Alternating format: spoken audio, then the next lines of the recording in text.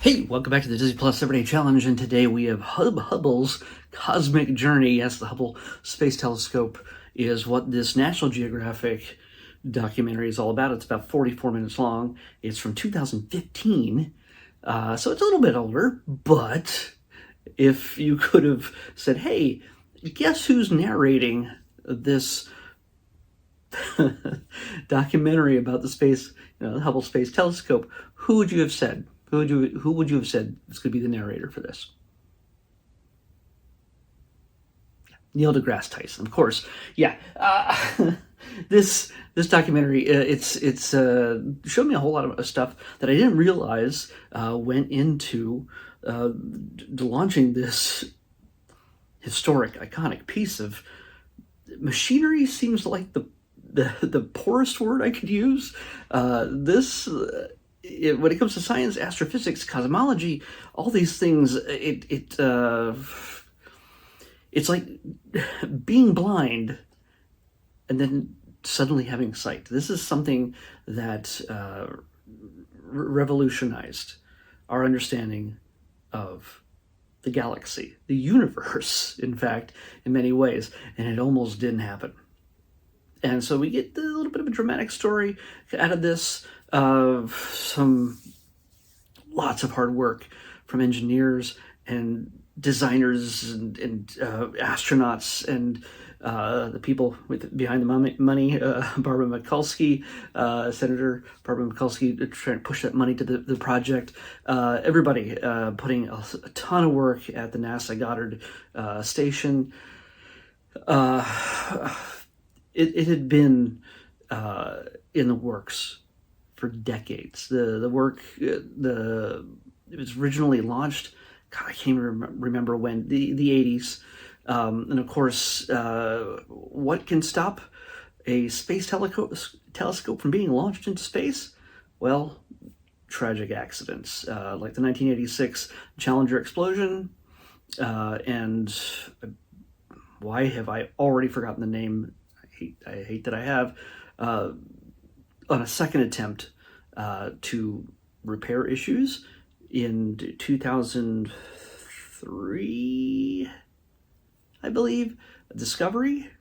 I probably got that all wrong, but either way, I know where I was when each of those happened. Even if I can't remember the exact names of the space shuttles, I know exactly where I was. My high school and a target in Florida, not too far from where it was launched and expecting to land. So, this space telescope, why would you need a space telescope anyway? Well, they explain very much the fact that, we've been looking at the stars for centuries. Whether you're Galileo or Leonardo da Vinci or anybody else, we've been looking at the stars, but we've been looking at the stars through atmosphere, through cloudy conditions, even in the purest, cleanest skies before the Industrial Revolution. Still, it's not always perfect, depending on where you were in the world. So why not launch something that is unencumbered, except by space debris, unencumbered in its vision? And what do? You build the world's most perfect mirror. It's how you lenses and mirrors and all these other things. The details, I don't know all the details, as I can't remember it, but I know that they were pretty dang impressive.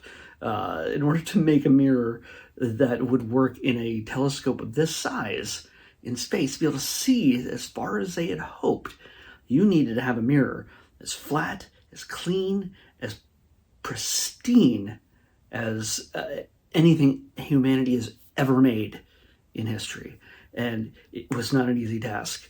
And when it went up, well, I'm not going to spoil too much. It wasn't perfect. It didn't work out the way everybody thought. It was a lot of people just going, all of this after waiting so long. This is in 1990 when I believe it was launched. Yeah, it was a bust. The pictures that came back were not great. But attempts to improve it and increase its capabilities over the years throughout the 90s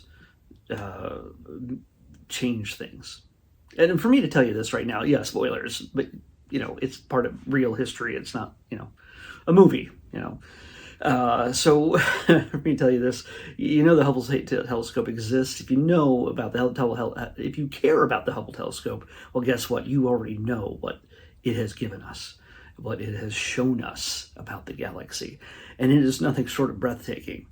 And when it came to the point where they needed to improve it with digital photography, the high resolution possibilities, well, guess what? Yeah, that's when that second tragedy happened and pushed things back further than they expected. Always like 6 months or so before they're expecting to get that thing out there, the updates made. But things happened. Things worked out in time.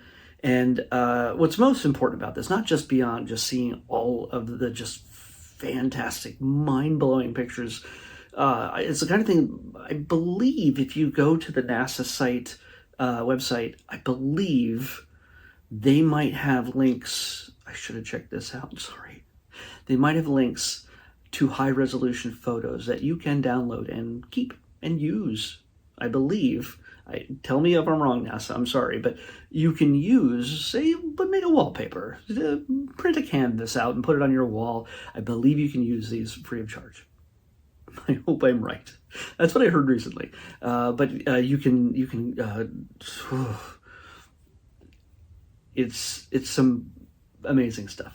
So I say highly recommend that you do that if you love the idea of space exploration. This shot is beautiful. Doesn't do it justice. The pillars of creation, that thing. It's just, even the people who do this day in, day out, look at pictures of space nonstop, are still have their breath taken away from this. And as I was starting saying, you know what, as much as this is about some fantastic photography and the engineering and technology that is able to bring it to us, you get to see the faces of the people who did it. You get to see and hear the voices of the people who struggled through lots of hard work, lots of disappointment, and lots of efforts and crazy ideas that went into not just creating it, but fixing it when things went wrong. The idea that we could do something like this is astounding. It's astounding. So I highly recommend that you watch this. If you care about space exploration, science, things like that, this gives a really good indication of what all this is about and why it's important. And again, most importantly, the people, just like you and me, people who used their knowledge, their wisdom to make something that should be impossible possible.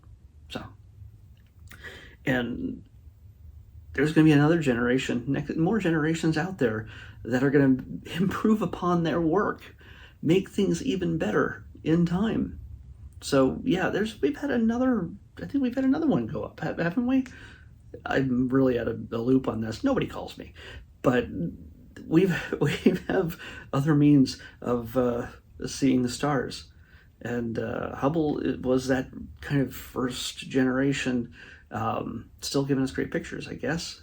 I think, but if not, there's more to come. See where it all started. Anyway, let's see that number. That's not for tomorrow. That's 243. 243. Because we're going to, for tomorrow's episode, actually in a few hours, we'll be watching the premiere of something that doesn't just travel in space, but time and relative dimensions.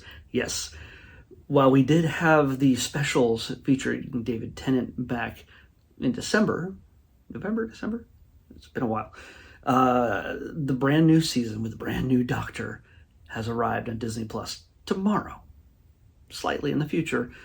Doctor Who, starring Nakuti Goata. I am sure I mispronounced that. Yeah, sorry. But yeah, I'm going to be watching Doctor Who tonight, a little bit later. And I'll be talking about it right after that and getting it up as soon as possible. So the number 243 will go the day after that. I'll tell you what it is tomorrow. Doctor Who is what we're watching next on the Disney Plus Everyday Challenge. I'll see you back here tomorrow with that.